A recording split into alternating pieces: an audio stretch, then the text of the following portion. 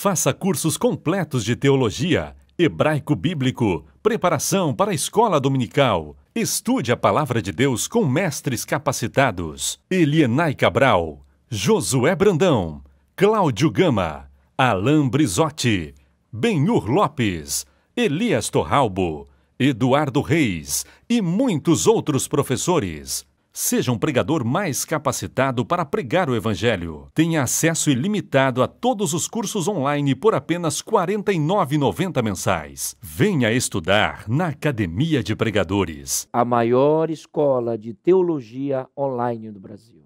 O Evangelho é a única verdade, capaz de transformar as pessoas. Este é o propósito: transformar a vida daqueles que ouvem a pregação do Evangelho. Vidas serão salvas, curadas, libertas. Este é o motivo que nos move a pregar, buscar e salvar o que se havia perdido. Meu nome é Augusto Medeiros. Deus abençoe você.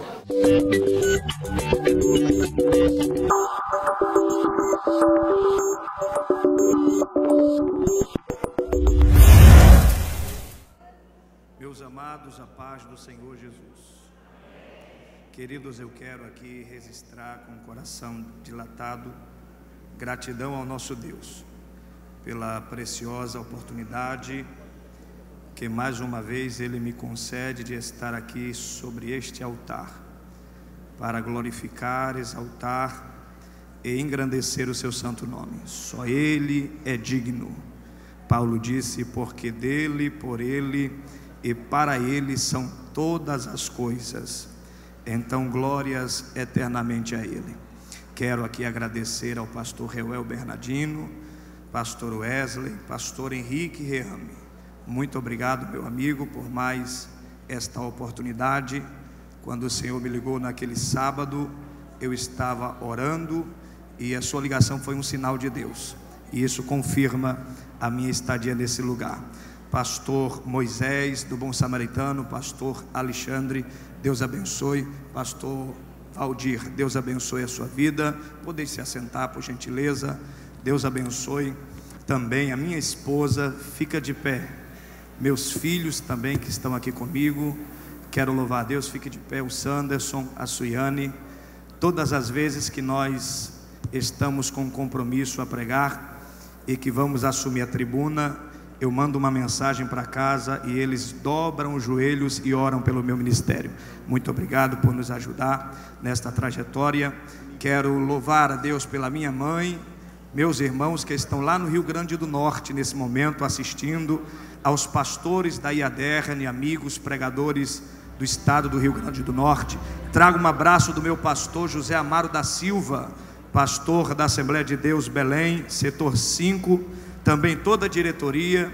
Trago um abraço do pastor Erivaldo Leal, pastor presidente da Urgem, uma secretaria poderosa de missões ali em Osasco, com uma grande visão missionária. É um projeto que está se estendendo por São Paulo e todo o Brasil, com mais de 60 missionários espalhados por esse mundo.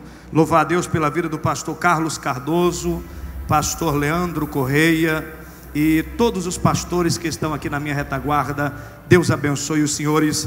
Bíblia Sagrada, quem trouxe, diga glória a Deus. Livro do Êxodo, capítulo 15.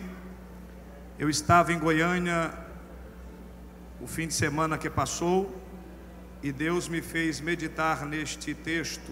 Livro do Êxodo, capítulo 15, versículo 23 até o versículo de número 27. Afinal chegaram a Mara, todavia não puderam beber as águas de Mara, porque eram amargas. Por isso chamou-lhe Mara. E o povo murmurou contra Moisés, dizendo: que havemos de beber? Então Moisés clamou ao Senhor, e o Senhor mostrou-lhe um lenho, uma árvore, um galho, e lançou Moisés nas águas, e as águas tornaram-se doces. Deu-lhes ali estatutos e uma ordenação, e ali os provou e disse: se ouvires atento a voz do Senhor teu Deus, e fizeres o que é reto diante dos seus olhos, e deres ouvidos aos seus mandamentos, e guardares todos os seus estatutos, nenhuma enfermidade virá sobre ti, das que enviei sobre os egípcios, pois eu sou o Senhor que te sara. Então chegaram a Elim, onde havia 12 fontes de água e 70 palmeiras, e se acamparam junto das águas. E quantos podem dizer amém? Queridos, o livro do Êxodo trata-nos concernente à saída do povo de Israel do Egito e a sua peregrinação no deserto.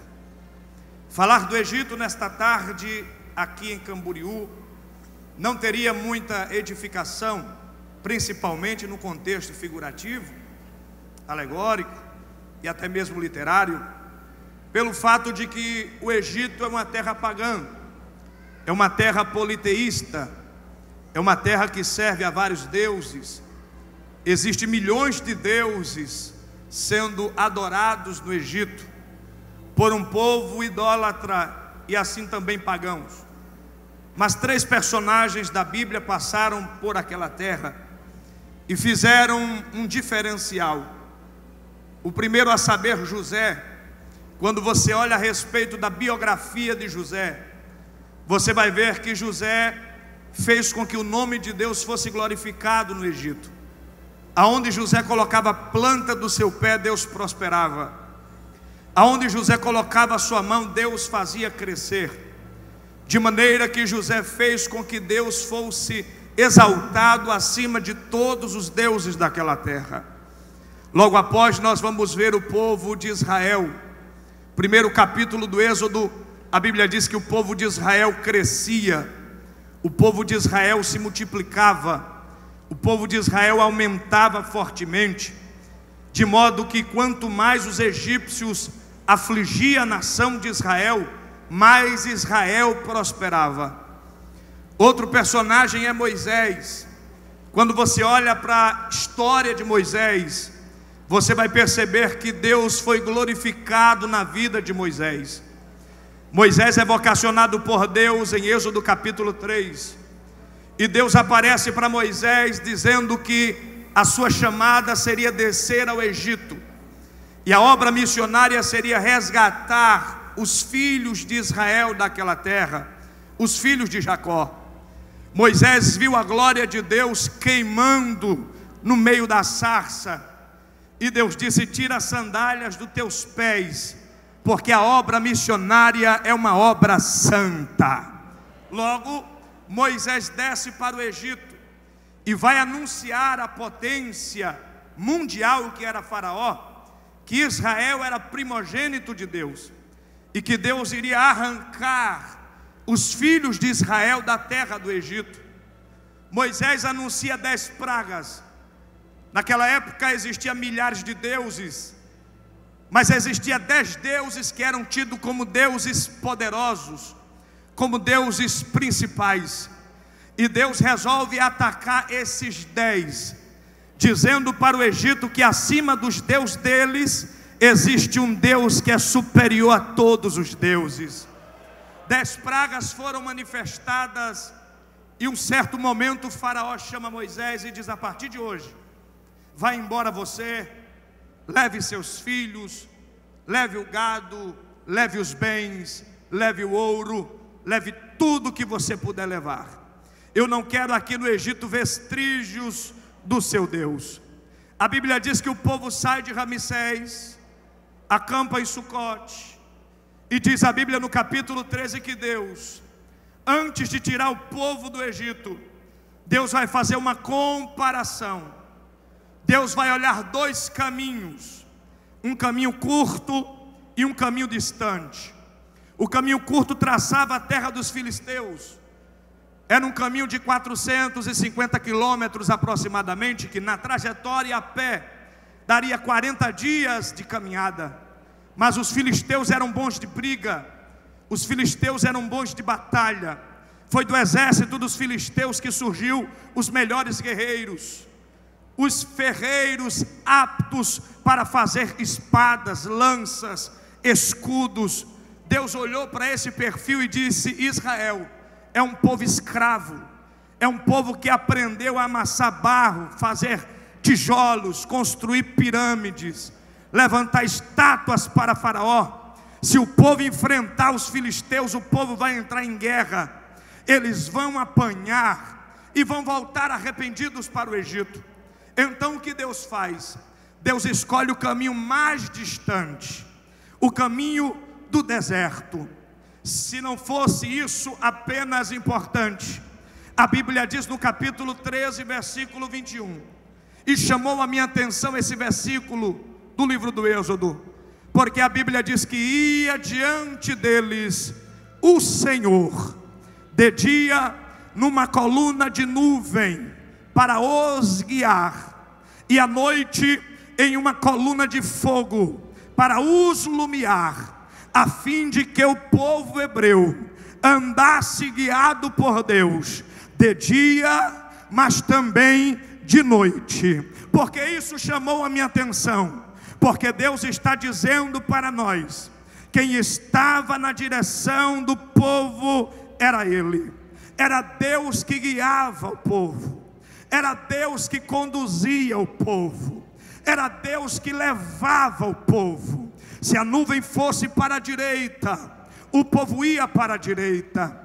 Se a nuvem fosse para a esquerda, o povo ia para a esquerda. Se a nuvem parasse, Israel acampava. Se a nuvem continuasse, Israel continuava. Moisés não estava no controle do povo.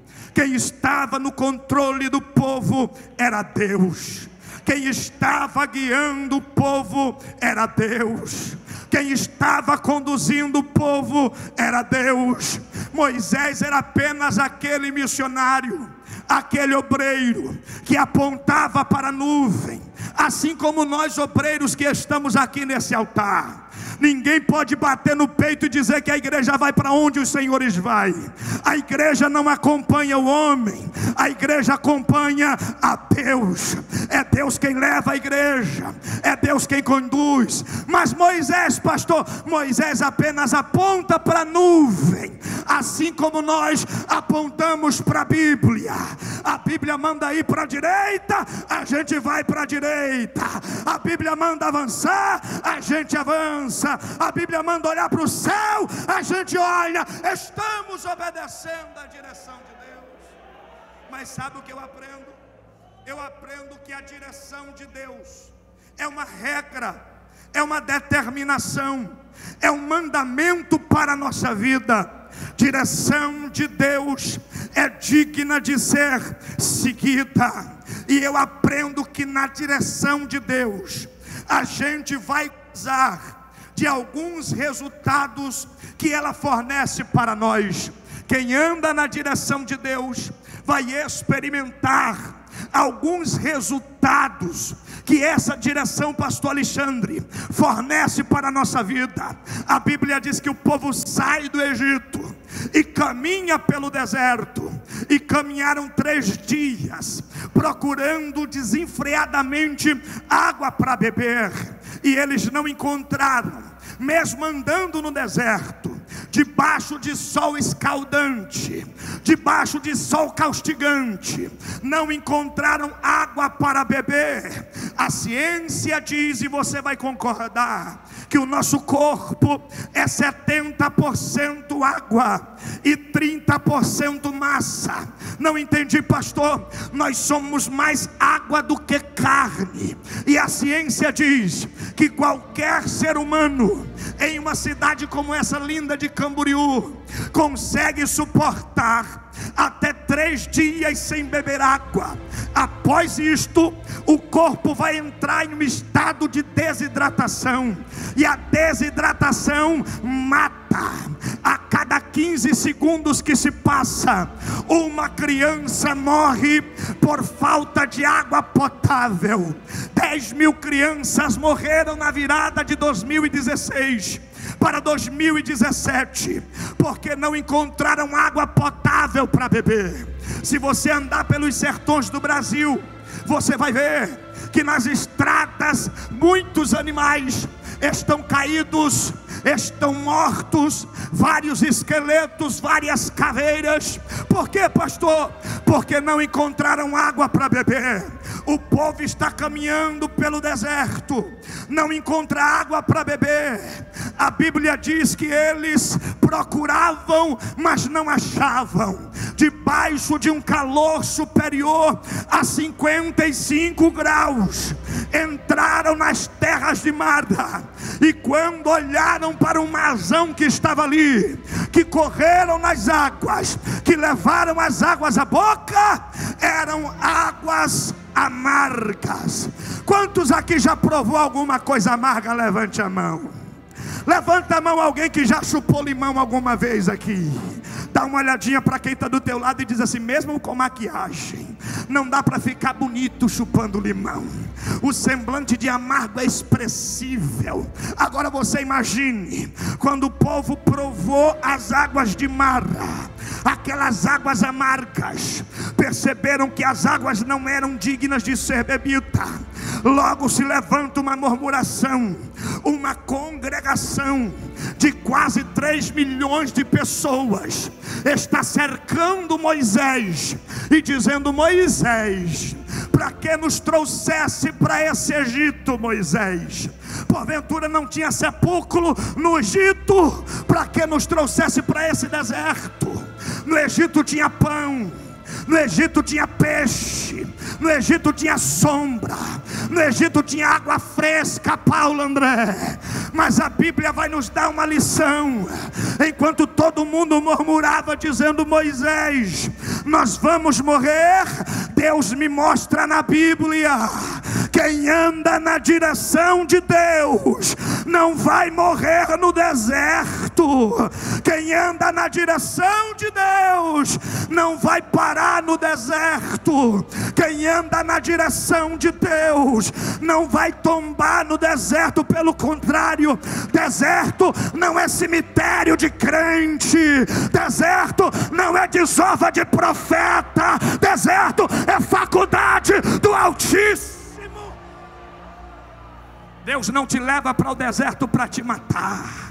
Deus te leva para o deserto para te lapidar, para te aperfeiçoar, para te forjar, para te capacitar, para te edificar, para te ensinar, para te instruir, para te exaltar, para te levantar.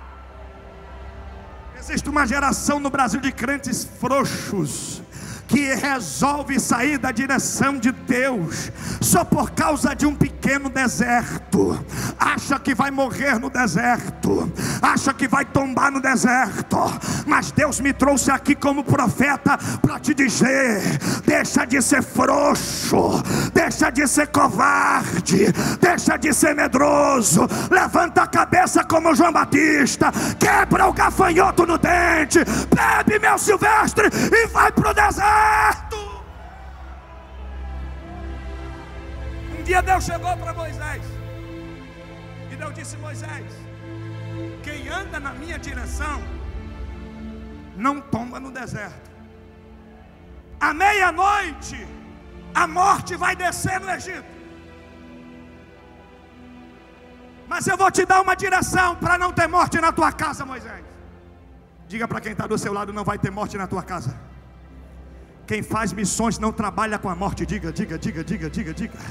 Quem faz missões não trabalha com a morte. Quem faz missões trabalha com a vida. Qual é a direção? Pega um cordeiro, imola o cordeiro, recebe o sangue do cordeiro em uma vasilha, Moisés. Pega uma bucha, encharca no sangue e diga para os crentes o quê? A casa que estiver com os umbrais e frechais das portas marcada com o sangue do cordeiro, eu direi para a morte naquele dia: nessa casa você não entra, passe por ela. Meia-noite a morte foi no Egito, matou todo o primogênito, até aquele que se assentava no trono com Faraó. Quando a morte bate o pé, para entrar no arraial dos crentes. Deus se levanta do trono. Por quê, pastor? Porque tinha uma pinta, uma marca de sangue de cordeiro no umbral da porta, nos frechais da porta. Aí Deus disse para a morte: nessa casa você não entra. Tem direção, tem sangue, tem vontade do Altíssimo nela. Passe por ela. Sabe o que é que faz a tua casa te ficar de pé? Não é porque você é crente, religioso, de carteirinha, ou teólogo, ou bacharel, ou rico, ou empresário, ou político. O que faz a tua casa ficar de pé é a marca do sangue do Cordeiro, é o emblema do sangue do Cordeiro. Jesus deixa para nós que Ele é a maior expressão de Deus sobre a face da terra. E Jesus disse em João 14: eu sou o caminho, eu sou a verdade, e eu sou a vida. João 8,51, Jesus disse: aquele que prova a minha palavra não experimentará a morte. Por quê?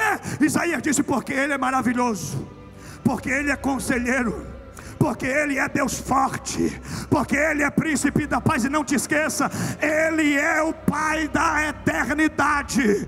Você não é filho do acaso, do momento, do instante. Você é filho da eternidade. Quem aceita Jesus passa da morte para a vida eterna. Paulo disse em Coríntios, capítulo 15, 21: no caminho de Adão a gente morre. Lá vai um conselho para essa nova geração: não fique seguindo homens só porque tem nome em cartazes, só porque tem a fotinha de pregador oficial, só porque está na mídia do Brasil. Siga não, porque seguindo Adão você morre, mas nos caminhos de Jesus nós somos vivificados. Vivificados. Um dia Jesus chegou em Betânia, e sabe quem estava lá? A morte. Congresso 4 dias. E você sabe como é o culto da morte? Não tem glória a Deus, não tem aleluia. Sabe por que tem tanto crente frio sem dar glória a Deus no Brasil? Não é porque ele é doutor de teologia, não. É porque está cultuando a morte. O salmista no Salmo 115 ele disse: os mortos não louvam ao Senhor, mas nós que estamos vivos, nós louvamos e bendizemos o seu santo nome. Jesus chega em Betânia, está lá a morte. Aí quem vai receber Jesus? Marta. Corre, Senhor, se o Senhor estivesse aqui, meu irmão não teria morrido. Aí Jesus olhou para Marta e disse: tira o culto da morte e olha para quem chegou no culto agora. Dá uma olhadinha para quem está do teu lado e diz assim: se tu ficar olhando para pregador, tu vai ficar calado com a cara marruda sem dar glória a Deus. Olha para quem chegou no culto aqui, vai. Diz para ele: olha para Jesus que o glória sai. Olha para Jesus que o aleluia sobe. Jesus disse: Marta, eu sou a ressurreição e a vida, e aquele que crê em mim, ainda que esteja morto, não está morto.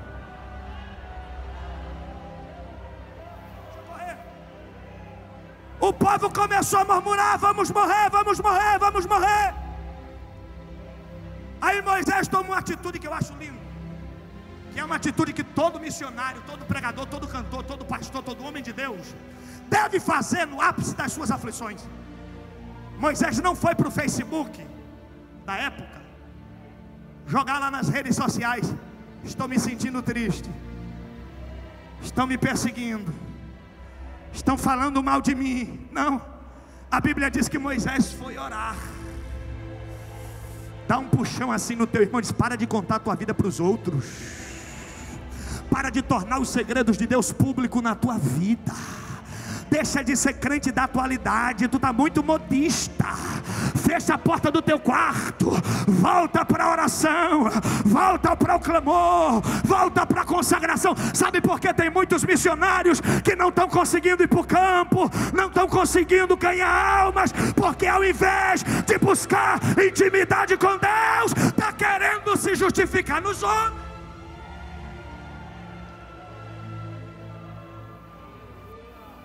Quando Moisés ora, Deus disse: Moisés, está vendo esse galho aí? Pega ele e joga nas águas. Joga nas águas. Mas Deus, um problema tão grande para uma atitude tão simples. Moisés, quem faz as coisas simples é você. Quem faz o extraordinário sou eu. Sabe por que paralítico não está andando no nosso meio? Porque os homens querem inverter os valores. Deus está mandando fazer as coisas simples e Ele quer fazer as coisas extraordinárias. Deus está dizendo: faz o que te compete, faz o que te é capaz, e Ele quer roubar a glória de Deus. Pega na mão do teu irmão e diz assim: faz as coisas simples hoje.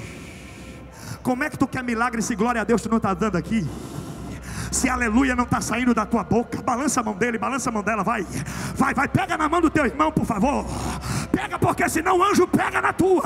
Pega na mão dele, levanta a mão dele e diz: as coisas simples é a igreja, as coisas poderosas é Deus, é Deus, é Deus quem faz.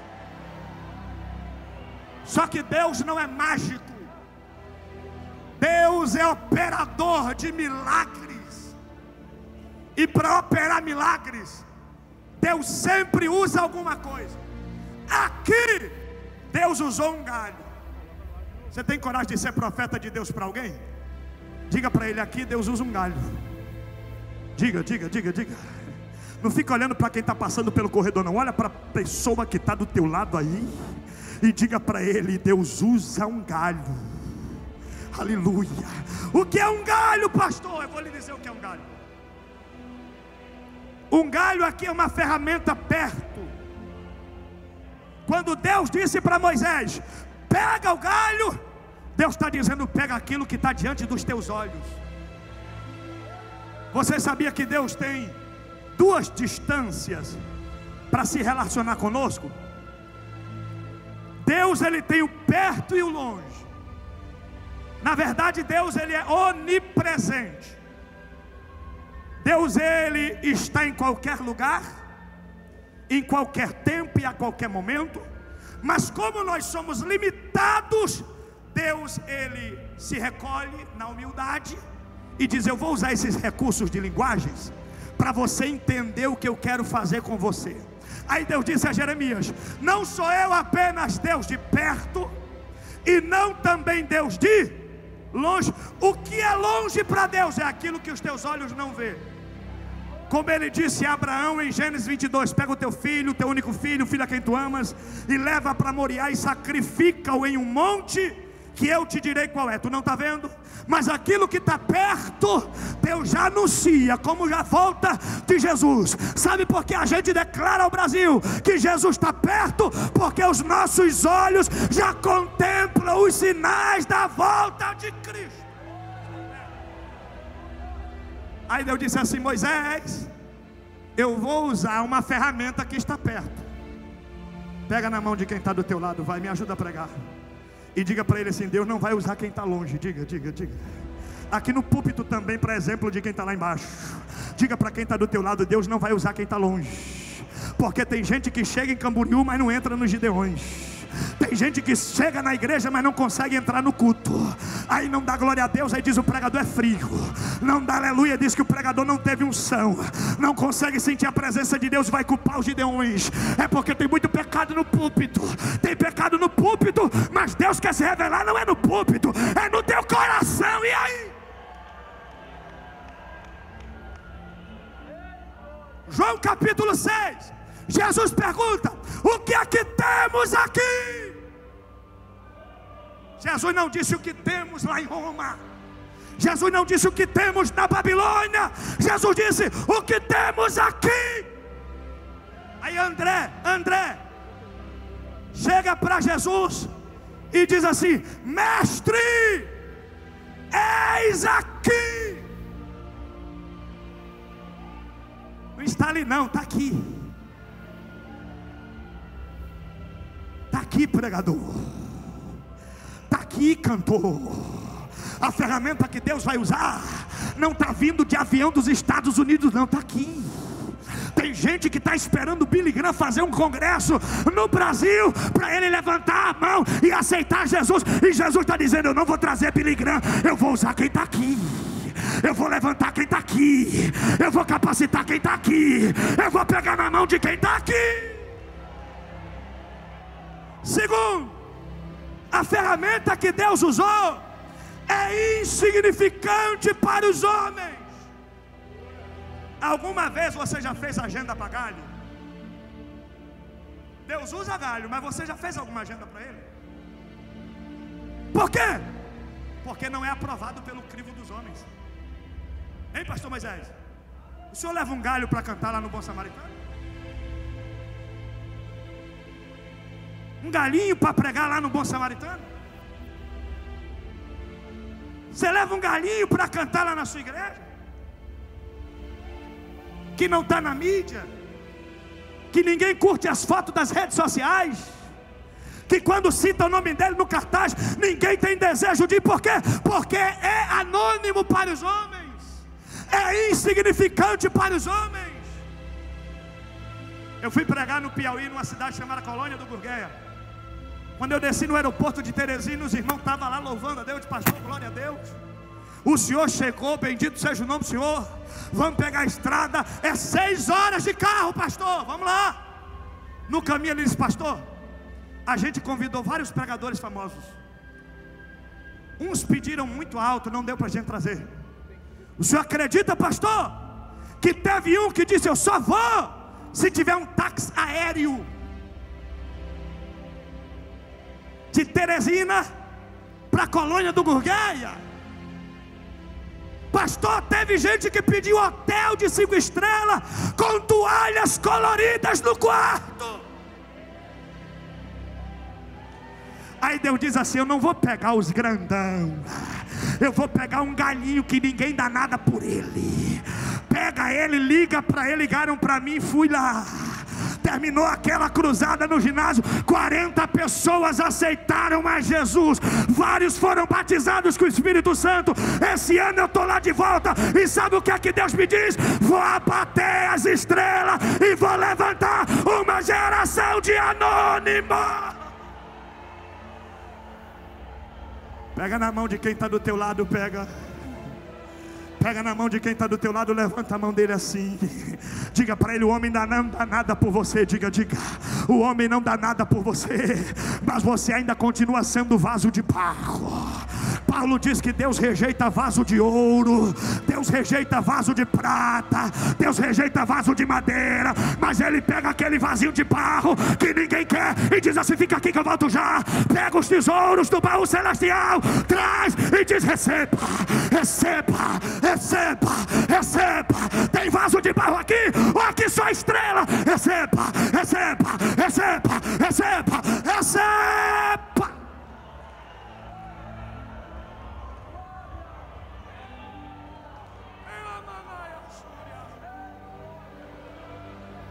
Pega na mão do seu irmão, por favor. Diga para ele assim: a ferramenta que Deus vai usar não está no céu, está na terra, no meio do deserto.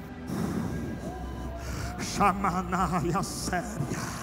Como Paulo disse aos Coríntios capítulo 11: passei por perseguições, perseguições nos rios, lutas dos mares, nas cidades, entre os falsos irmãos. Levei 5 quarentenas de açoites, menos uma. Fui açoitado de vara, fui lançado nas masmorras, fui apedrejado, passei pelo deserto, me maltrataram, passei frio, passei sede, passei fome, passei escassez, passei nudez. Deus sabe, disse Paulo, que eu não minto. Em Damasco o imperador disse: prende Paulo, mata Paulo. E eu não saí de lá de carro importado, porque tem gente que quer entrar e sair de caminhonete, de Hilux, de BMW. Paulo disse: não, me colocaram dentro de uma cesta, me jogaram do muro abaixo, baixo, mas em tudo isso Deus me fez conhecer o paraíso, e lá ouvi palavras inefáveis que ao homem não é lícito falar. E tem mais, um demônio me perseguiu, mas quando eu fui orar, Deus me disse: Paulo, a minha graça te basta, e o meu poder se aperfeiçoa no deserto, no deserto, no deserto, no deserto, no deserto. Pega na mão de quem está do teu lado, por favor. Pega na mão dele, segura bem a mão dele assim. Olha para a palma da mão dele amarrada com a sua vai, e diz assim: a ferramenta é insignificante. Você pode até não dar nada por mim. Talvez você esteja esperando um poder sair daqui para te pegar aí, mas Deus está dizendo: pode sair do teu lado para te pegar no teu coração. Você crê? Você crê? Você crê? A ferramenta não está no céu, está na terra. Os anjos queriam fazer missões no lugar dos missionários, mas Deus disse: não, quem vai fazer é quem está na terra, é quem está na terra. Deixa eu ver quem vai fazer. Deus tem milagres.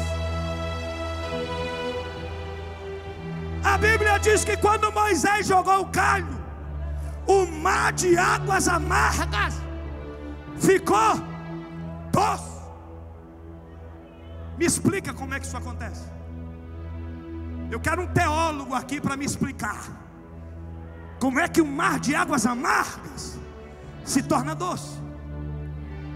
Você que é bacharel em teologia, que fica gritando por aí que fez grego, hebraico, aramaico, e nem o português sabe falar direito, me prove e me mostra como é que o mar de águas amargas fica doce. Sabe o que é que a gente tem a dizer? Milagre. Milagres. Milagres. Milagres. É isso que acontece para quem anda na direção de Deus.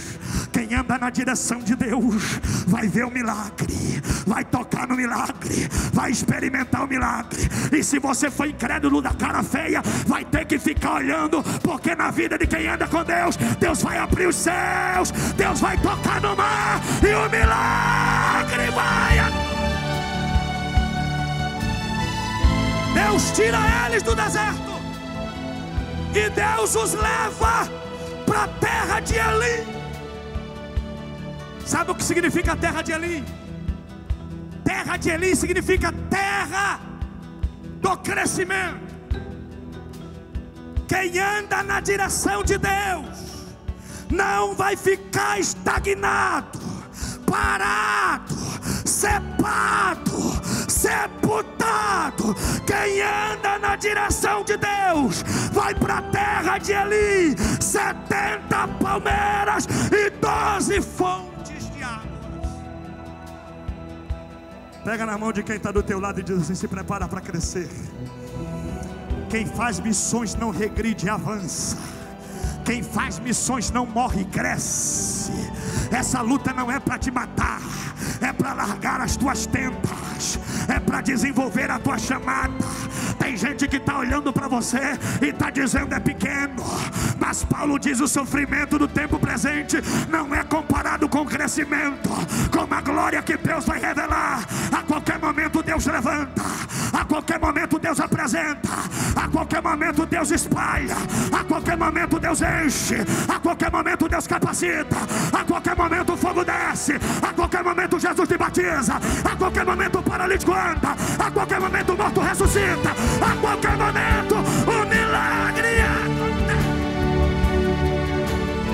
Pega o teu milagre aí, pega o teu milagre aí. Deus te trouxe para esses Gideões para te dizer: não é tempo de amargo na igreja brasileira, é tempo de doce, de doce, de doce, de doce. Pega na mão de quem está do teu lado e fica de pé com ele. Oh, glória. Eu estou sentindo que Satanás está aqui, ó, debaixo dos nossos pés. Oh, como eu estou sentindo. Eu estou mergulhado numa caldeira de azeite. Se entrar um morto aqui nessa tarde, eu boto a mão para ressuscitar. E eu creio nesse poder sobrenatural. Fica de pé com quem está do teu lado, vai. Diz assim para ele: quem anda na direção de Deus cresce, cresce. Salmo 92 diz: o justo crescerá. Quem cresce? Quem cresce? Quem cresce? Na nave da igreja, quem cresce? Bem forte para a vergonha do diabo. Quem cresce? Quem cresce? Não é o joio que cresce, é o trigo. Não é o ímpio que cresce, é o justo. Não é o pecador que cresce, é quem se consagra, é quem se santifica, é quem ora, é quem anda na direção de Deus. Ele disse: o justo cresce como cedro no Líbano e floresce como a palmeira. O justo, o salmista está dizendo, ele cresce como cedro no Líbano e ele floresce como a palmeira. Não entendi. Deus está dizendo assim: quem anda na minha direção cresce assim e depois cresce assim. Você tem coragem de profetizar para quem está do seu lado? Fica frente a frente com alguém, fica. Aleluia, fica frente a frente com alguém. Glória a Deus. Pega a tua mão direita de profeta. Oh glória, glória, glória, glória, glória. Vai estourar as fronteiras. Vai ter que alargar a tenda. Diga para alguém: o justo cresce assim. Assim, ó, olha para cá, assim. Diz para o teu irmão: Deus vai te fazer crescer assim. E depois que você estiver madurinho assim, aí Deus te faz crescer assim.